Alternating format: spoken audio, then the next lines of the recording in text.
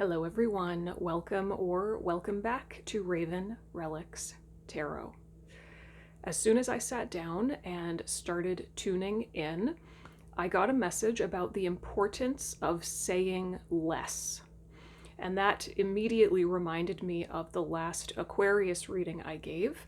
One of the messages that came through for Aquarius was less is more.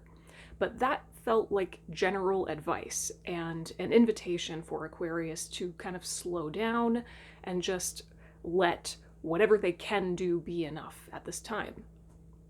The message coming through today is a more specific variation of that less is more.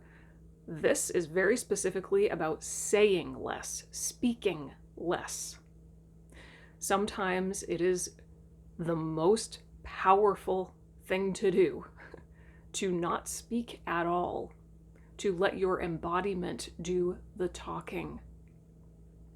Or at the very least, to be very congruent behind the words you say and very intentional. So that came through. And then I pulled a few oracle cards, and the first one that came out is number 1, the listener. I have to cover her up a little bit.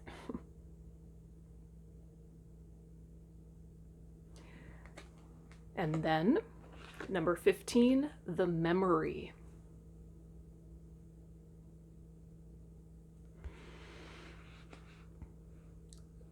There is a memory that wants to surface within you right now, whoever I'm connecting with. There's a memory that wants to rise to the surface like a bubble underwater coming up. This memory contains critical, I'm hearing codes, critical codes, critical information about a very ancient part of yourself that is ready to be integrated. At the bottom of the deck is number 4, the Wind Rider. There is hawk or falcon energy here. This card is all about raw, unfiltered authenticity. The bravery and the fierceness of being yourself unapologetically. This is what's trying to happen. A new level of authenticity wants to activate within you. And in order for that next level to happen, there is some kind of old memory that needs to be accessed within you. And the way you access this memory is by listening. Saying less, to me, I would equate that also to thinking less, because thoughts are just words, right? It's all words, whether it's thought or spoken. So if this message is for you, the invitation here is to empty yourself, empty your mind,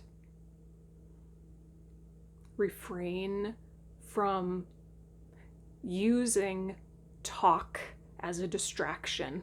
414 on the timer. And perhaps don't even try to reach for the memory, right?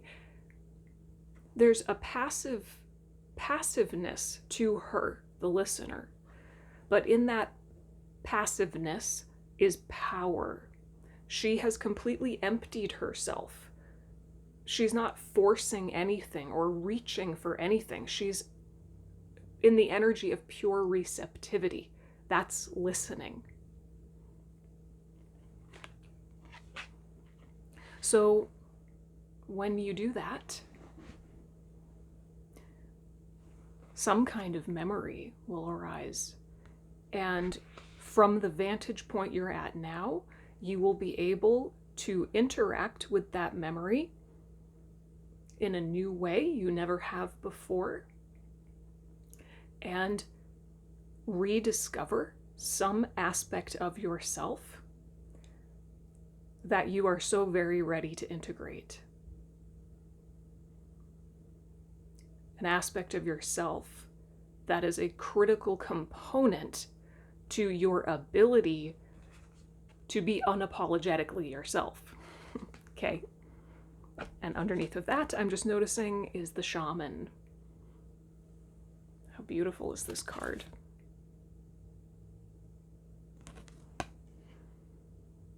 The shaman is holding a mask away from her face. Yeah, there's an aspect of you that has been hidden under a mask, and it's ready to surface. And then you will be able to weave it into your being. The weaver is underneath of that. Okay, let's go into tarot. I'm using Tarot of the Nile today. So we have some scarab energy coming forward as well. Okay.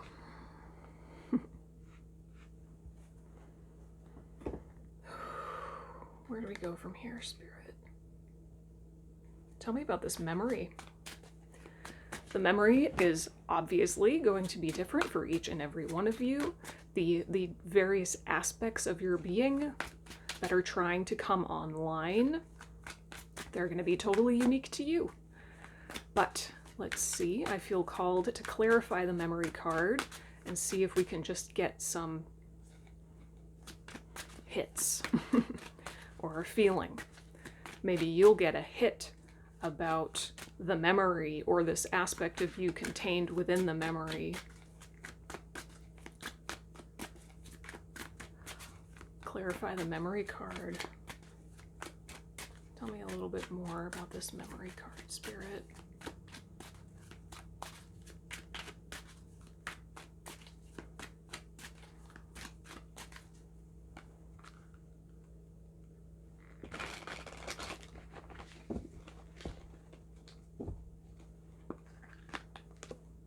The Magician, also number 1, just like the listener. Okay.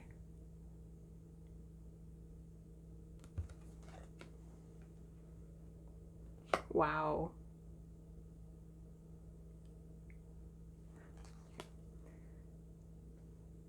The 6 of Cups, which is literally about the past, memories, nostalgia, even childhood.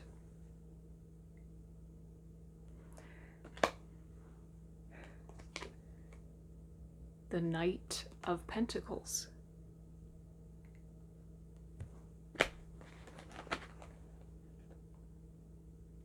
This does feel very much to me like, for the vast majority of you, it's an aspect of you that was fully activated when you were a child.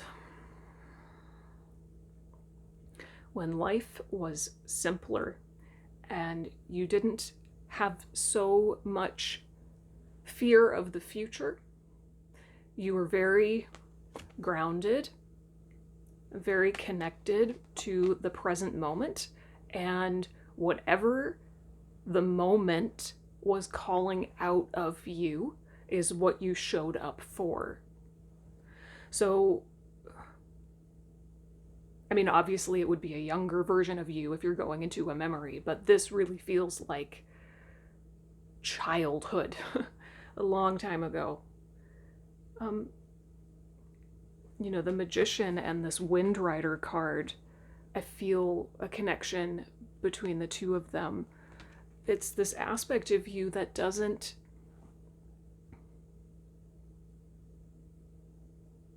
worry so much about what other people think. It's a part of you that is a clear conduit. A conduit for spirit, a conduit for joy, for inspiration.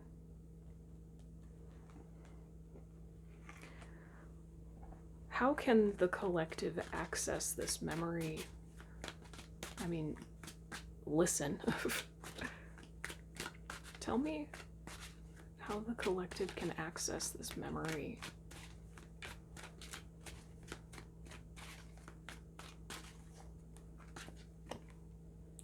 Seven of Cups. Ooh, interesting. Seven of Cups came up in the last reading as well. King of Pentacles.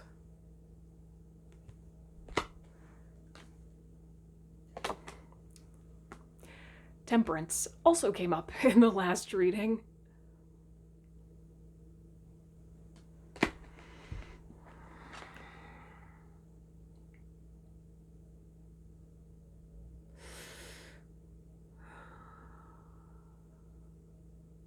Okay, so Spirit is saying again, do not reach for something. As soon as you're trying very hard to access the perfect exact memory, you're pushing it away.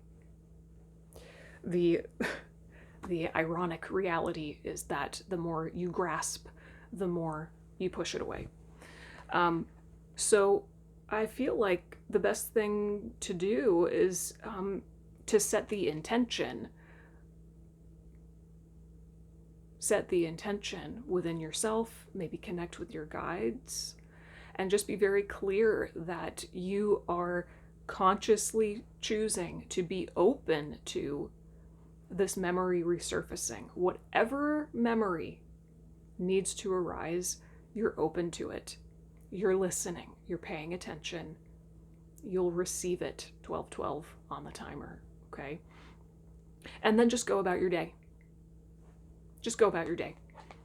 Do all the things you gotta do, right? King of Pentacles, physical, mundane tasks. Go to work, run your business, right? It's when you set the intention and then forget about it.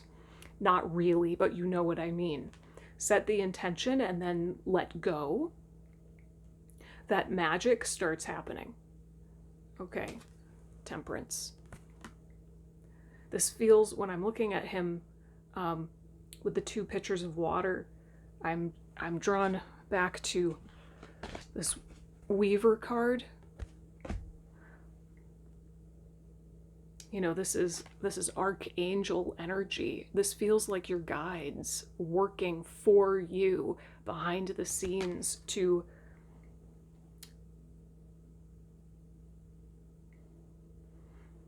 activate that which needs to be remembered in a way that it can be met.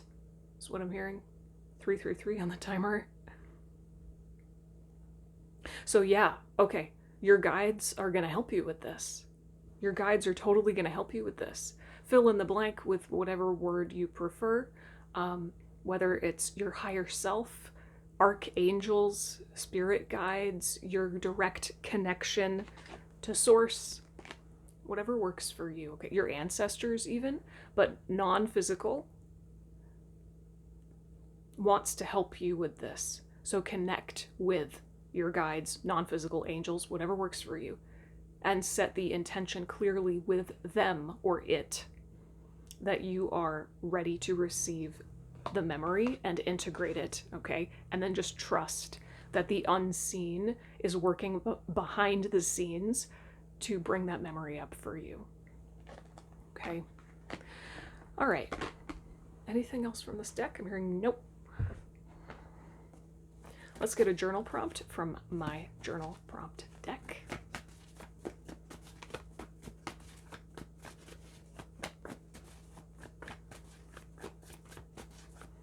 Journal prompt for the collective, please, Spirit.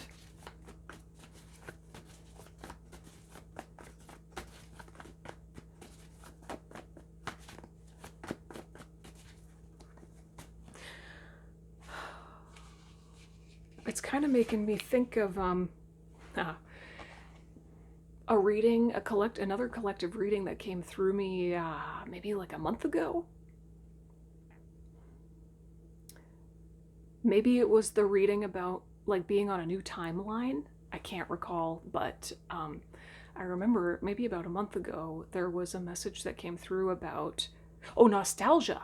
Yeah. Nostalgia and like weaving your past self, like folding in who you used to be into who you are becoming. Yeah. There's a little bit of an echo of that here. The journal prompt, number 25.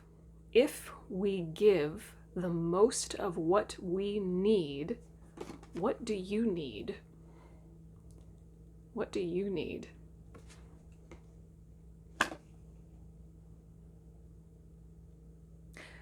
Maybe you won't be able to access that answer until you integrate this part of yourself.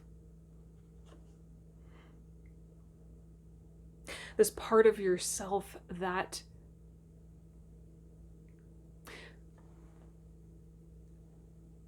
desires authenticity over acceptance or approval.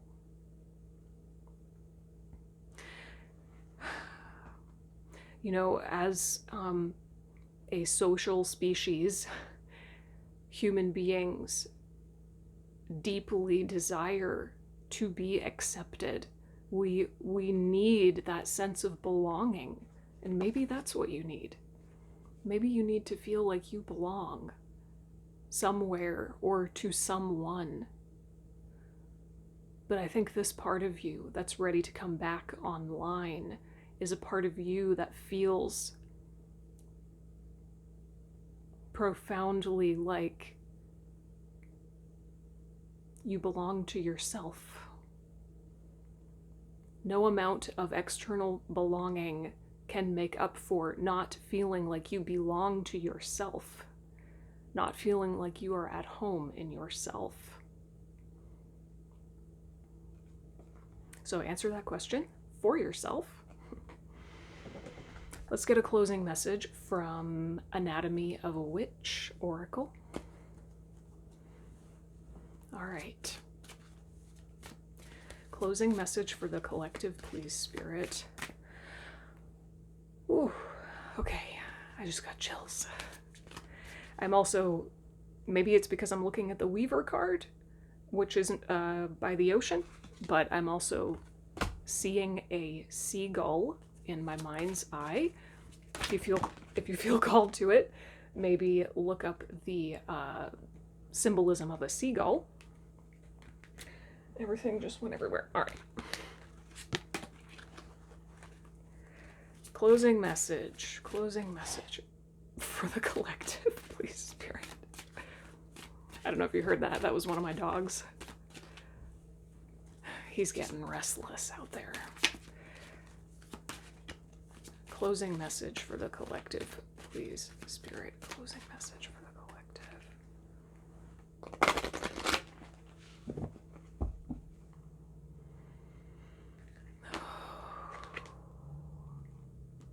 Fire. So it's a heart surrounded by matches, and it looks like some of the matches have set themselves on fire. And now the heart is on fire. It's like the casing that once protected the heart is being obliterated by the fire. Yeah, let's see what the guidebook says, but I'm pretty sure I know what this is all about. All right. The heart is a combustible engine driving our bodies as well as fanning the flames of inspiration. That fire can be doused with water, smothered with earth, or suffocated by a lack of air. We must be the guardians of our own fire, tending to our internal flame to keep us in motion. It is important to find a balance between prioritizing our needs and wants and supporting those around us. Having a heart of fire can indicate someone who is passionate, all-consuming, inspiring, explosive, temperamental, or alluring. Keywords are passion, ignite, and provocative. This makes me think of your inner magician, your inner child, some part of your inner child who is a key component of your authentic self. This aspect of you, conveyed by this memory card, you can just tell by the way it's illustrated that this is potentially some kind of painful memory, or this aspect of you is tied to a painful memory. This aspect of you is in pain because it has been suppressed, right? And it almost, I feel like this aspect of yourself has been suppressed because you needed to protect it.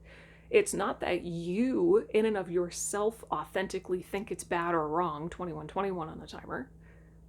You don't actually think this part of you is bad or wrong, but maybe you got crap for it from someone else. And so you suppressed it in order to protect it. And I'm drawn to this like barrier around the heart that is being obliterated because of the matches. It's like you're ready to bring down the walls that at one point protected your heart, but now prevent it from expressing and therefore connecting. There's so much here. There's so much here. This idea of belonging, first belonging to yourself by reintegrating and re-owning this part, and then sharing it with the world. Once it's integrated, you can, start expressing it, and then you'll find belonging outside of you too. It takes a lot of bravery to be who you really are, right? This is a common theme right now. Finding the bravery to be who you are. It requires accepting that not everyone is for you or will like you, right? Whew, man, the walls around your heart, they're ready to be burned. So, I hope this was helpful, or at least thought-provoking. If you have any questions or comments, leave them down below. I would love to hear from you. I will put this journal prompt in the description box along with several others, so be sure to check those out if you want to take your inner work a little bit deeper. And I'll see you next time. Bye.